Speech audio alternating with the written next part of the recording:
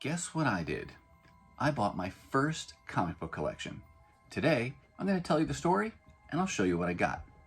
Check it out.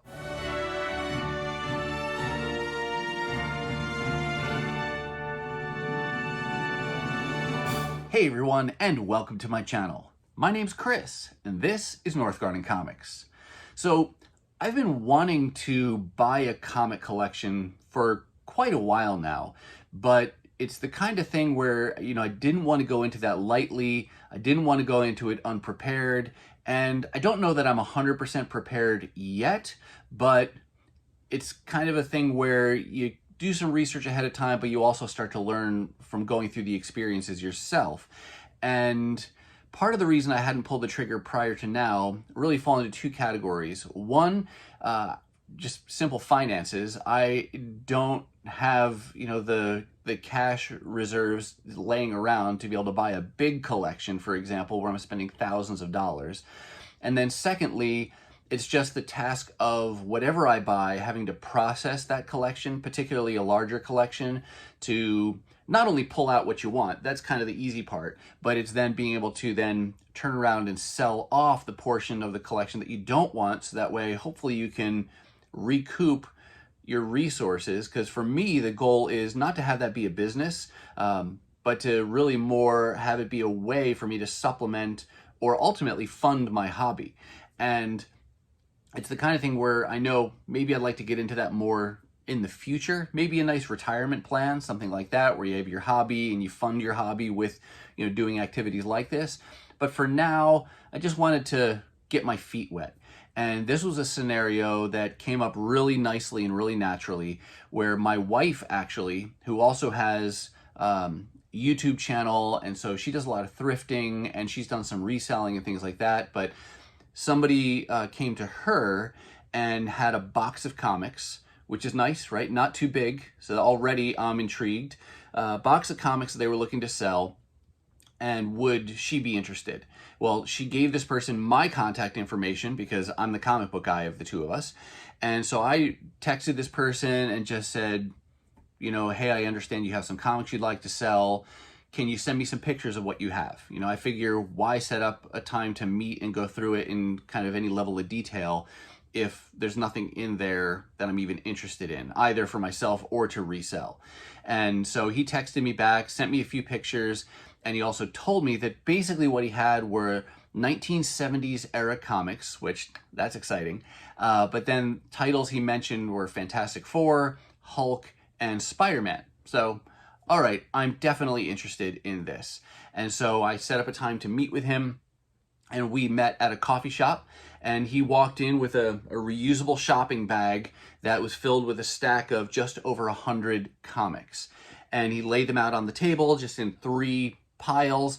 And a few things I'll tell you about this. One, I didn't go through the entire collection. I, loosely flipped through the books just to see roughly what was there, because knowing that these were books that were from the 70s, pretty much exclusively. There's a few that go back into the 60s, but other than that, you're talking 1975, 1976, mostly Marvel, and mostly titles or teams that I'd be interested in, either for myself or that would have some resale value. I was interested. And another thing to note is the condition of these books. These are not minty in any way, shape, or form. We are talking low grade to mid grade. These are reader copies for any of these books, which I knew would get the price more into my ballpark. And then also, from what I saw in the pictures, there were no keys. And I know he had approached a couple other potential buyers before me who had really lowballed him. And so he didn't take their offers. And so because of that, and I knew one of them at least was a shop, and so I was pretty confident there weren't going to be any big keys in this lot as well. So kind of all those things combined, I was at the point where I pretty much knew I wanted to get the whole collection, and if for no other reason than to get the experience of buying a collection and then processing it, pulling out the books that I want, and then reselling the things that I didn't. Oh, the other thing I want to make sure to tell you that really increased the value of this to me is that this was his childhood collection. So he was collecting as a kid in the mid 70s, and these are the books that I got. And it's one of the stories where, unlike a lot of kids in the 60s and 70s where their moms threw out their childhood comic books or toys or things, in this case, his mom kept them. And he had actually just recently brought these from his mom's place, and his kids weren't interested in them, so he figured, well, maybe I'll just sell them off to somebody who would like them. So that's really the story about that. What we'll do is, I will tell you more about it as we go through this here, but I want to show you the books that I got, and then at the end, I'll tell you how much I paid for it. So let's go ahead and get to the books. All right, we're going to start things off with a reprint title. There were a few issues from this title called Marvel's Greatest Comics, which reprints early Fantastic Four stories. I haven't decided if this is a title I want to get in its entirety yet, but I would at least like to get the books that reprint keys. And so I've got, for example, so far, reprints of issues 48 through 50, and then First Inhumans, and a few other first appearances. But these are always fun because most of them, if not all, have great Jack Kirby artwork on the covers. And again, reprint early Fantastic Four stories, which to get originals would be really expensive. And this may have been one of, if not the earliest reprint title that Marvel started, because this one started back in the late 60s, because back then, no internet, no collected editions. So if you missed out on early stories, whether it was Fantastic Four, Amazing Spider-Man, whoever it was, once they're off the newsstand, they're gone. There were no comic shops to go get back issues from. So I'm pretty sure that's got to be one of the driving reasons why they started these reprint titles, so that kids and collectors could start to get exposed to those stories that otherwise they would not have access to. But happy to have found those 4 issues, or acquired those 4 issues in this collection. We'll move over here to Avengers. He's got a run of like 6 or 7 in a row here from several of these titles. And from looking at the dates, it looks like the earliest issue he has for several titles is about May of 1976. And so maybe that's about when he started collecting. I don't know exactly. I just know that this was his childhood collection. As a result of this being his actual childhood collection, there's a couple things that are evident in these books. One is the condition. They've definitely been well read and well loved. And they were definitely a kid's collection, because he did things that you would not be surprised by kids doing, at least back before these were highly collectible. For example, there's at least one issue in here that originally had a Marvel value stamp, but that's been cut out. You'll see later there's a cover that even has some cutouts on it. And then there's some that you're going to see they're kind of drawn on, where, titles are colored in and things. So, the upside of that is that it keeps the price down for somebody like me who's looking to buy it and not break the bank in buying it. So several issues of Avengers. That's fun there.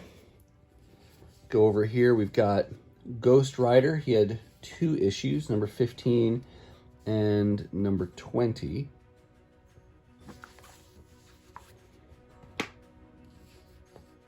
Another Marvel reprint title, Marvel Tales, which for the first several issues reprinted, different characters, not just Spider-Man, but at some point it did become exclusively a Spider-Man reprint. I got a bunch of these issues in my own collection right now. One of the areas that I focused on, at least in the last few years, I was able to find all of the Todd McFarlane covers that he did. Was that somewhere in the low to mid 200s or so? I don't remember exactly the issue numbers offhand, but again, fun issues, because you've got 1970s cool artwork and then reprinting early Spider-Man stories. He seemed to like this Marvel 2-in-1, which teams up Thing with some other character or team in each issue.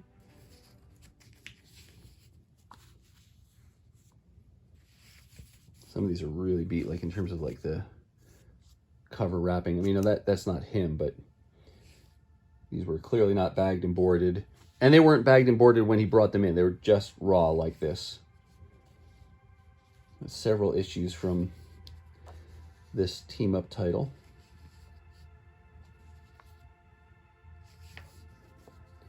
'21, and then he also had an annual for that one.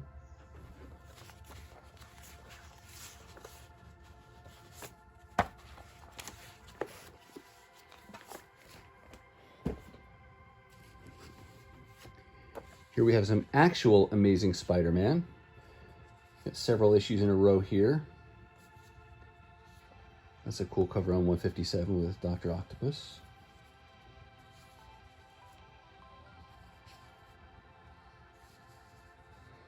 I don't have any Spider-Mans from this era. I don't have many Spider-Mans, period, in the grand scheme of things. Was that the Spider Car, Spider-Mobile? Oh, Spider-Mobile. Fun team up here. Well, maybe not a team up, I don't know. They're fighting with Nightcrawler there. And then 162. I think this one might be a minor key. No major keys in here, but there's some minor keys. That's fun to find Amazing Spider-Man, because that always a market for Amazing Spider-Man. He had a few issues of Defenders here. Relatively low numbers. I mean, I'll admit, even if they're not titles I'm collecting, it's so fun to look at the covers and the colors, and I just love this whole era with the Marvel Comics group. Trade banner, is that what you call that there? 41, 42. Oh, he had several Defenders, actually. 46, and then an annual. Pretty cool.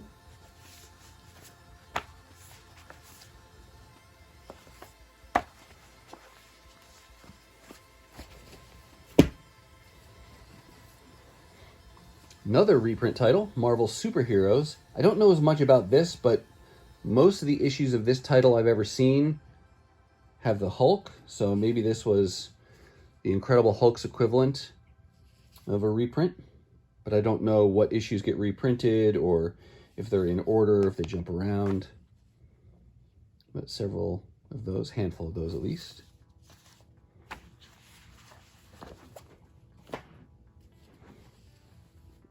Go over to some actual Incredible Hulk. This is one of the Silver Age books that was in this collection, but I think this is the one I was referencing earlier, where this would have had a Marvel value stamp in it. But either he or somebody else at some point, if he traded books around or anything like that, cut that stamp out. I don't remember what page it's on, but it's in there somewhere. I think that's the one. Oh, yeah, there it is. Found it. See? Too bad. Would have been cool to have that, but still a cool Silver Age book nonetheless. And then you had a couple other Hulks. These kind of jump around though, so I don't know the backstory here. Maybe he traded with friends or some other way came, to own some of these earlier Hulk books. Here's one of the ones that's got some coloring on it. And he pointed that out on some of these. He's like, I don't know if I did that or somebody else did that, but somebody colored them. Has several issues of Incredible Hulk, and these are some really cool covers too. Again, great colors, great action sequences. So fun, even just to flip through them and look at them. And to look through them. And yeah, a lot of them are going to be run fillers, but I mean, if you just focus on the keys, you miss out on so many issues and years of cool comic books. And, somebody or teams of creators spent days, weeks, and months on all of this stuff. And so it's fun to go back and look at those things, appreciate those things, even if they're not highly valuable, sought-after keys, just because they're just great. And even just flipping through them is what reminds me all the time of how much I just love comic books. It's just so fun to look at them. These stories and just so much cool stuff. Giant Size Hulk #1. This was a fun discovery in there. Star Wars #5. Only Star Wars issue, but still very cool to find an early Star Wars issue from the Marvel days. Similarly, just kind of a random Black Panther #3. That's an early one too, but super cool. The only issue he had from that title, but very fun. Here's the one I've seen in dollar bins so many times. Human Fly #1. I don't know anything about this hero, how long the title went, but there it is, nonetheless. Human Fly #1. Conan the Barbarian, annual #2.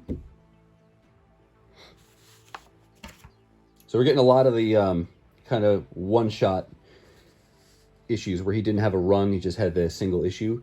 Hong Kong Phooey, little Charlton Comics, it's #4. That's pretty, is that pretty early? What year is that? Oh, 1975. Not that early. Same era as all the rest of these. One issue of Amazing Adventures featuring Killraven. Let's move these out. Then there were a bunch of DC books in there as well. And I don't know anything about any of these individual issues other than just, a variety of different team books for the most part. But we've got All-Star Comics with the Super Squad, #62. And 63. You had one random issue of Aquaman, #58. Let's pull these out. DC Superstars, starring Superboy and Legion of Superheroes. Just that one issue. And then hit a couple of these. 4-Star Spectacular. This is #3. I don't know if these are new stories, reprint stories, or what's going on in these, but they're cool looking. Here's Teen Titans, #44 and 47.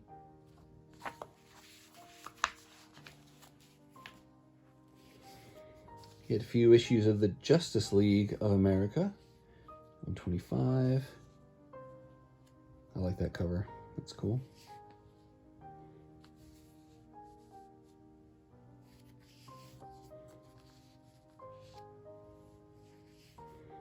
Wow, these floating heads. The floating head era of Justice League. I like that too. Batman punching out the Joker.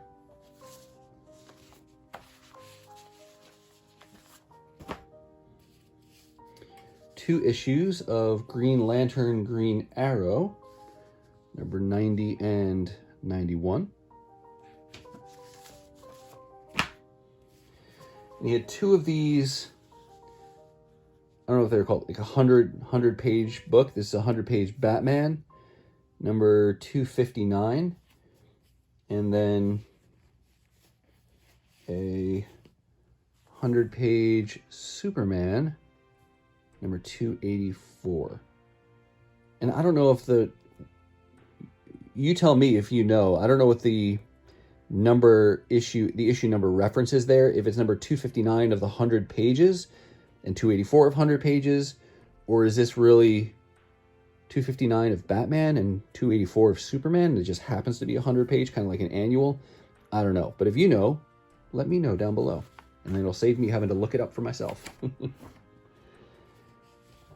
Here's the book I referenced earlier. It's a Silver Age Flash, #130, but we do have cutouts on the front cover. So sad to see as a collector, but who knows why some kid was doing it. Looks like the name of each character is what got cut out. I don't know. Where did those go? What did they wind up being used for? Were they used in some kind of picture, or did they draw a picture of those characters themselves and wanted to put the names on? I don't know, but there it is in beat up copy, Flash 130. And then also Flash 244 and 245. So just a few random Flash issues there. And then some of my favorites from this lot I've saved for last because they are titles that I'm actively collecting and putting together. The condition's not much better or any different really than anything else you've seen so far, but they're still really cool to find. All right, Fantastic Four first. Got issue 143, and then, which is, you know, significantly earlier than the other issues he had. Then we jump ahead to 170, which again is May, I believe, of 1976, when a lot of the rest of these titles start in his collection. And then he's got a little bit of a run. 71, cool cover with Gore. 172, 173,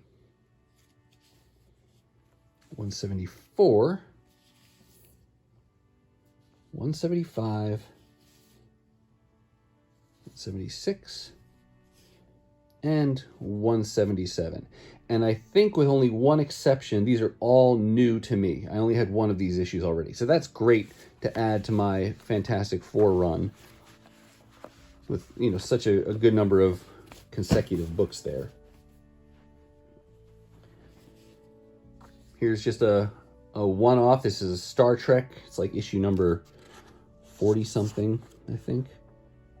47 from September 1977. I'm not collecting this, but my wife and I both are big fans of Star Trek. Really, you know, the relatively newer Star Trek. So our fandom started with Star Trek Next Generation and went forward from there. But my wife is having me keep an eye out for any Star Trek comic books. And most of them, especially the newer stuff from the 80s, 90s, and forward, is pretty cheap and easy to find. So I like to pick those up whenever I can. But this was a fun little bonus book that I didn't even know was in there until I got home and really flipped through to look at every issue. But that'll be for Nicole's collection, her Star Trek comic book collection.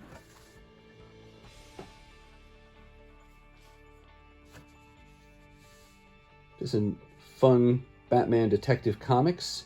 I wasn't collecting Batman at this time, but I did collect Detective Comics in the late 80s, early 90s, so anytime I find earlier issue numbers, I like to grab and hold on to those.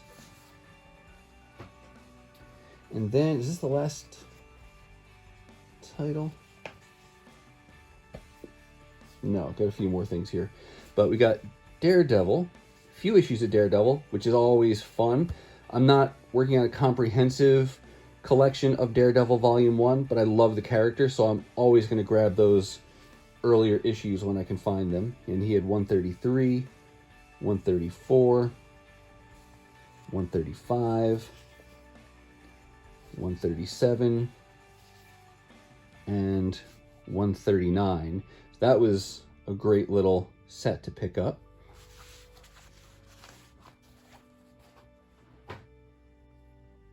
Here is one other issue from Marvel's Greatest Comics. I can't remember why I separated this one out.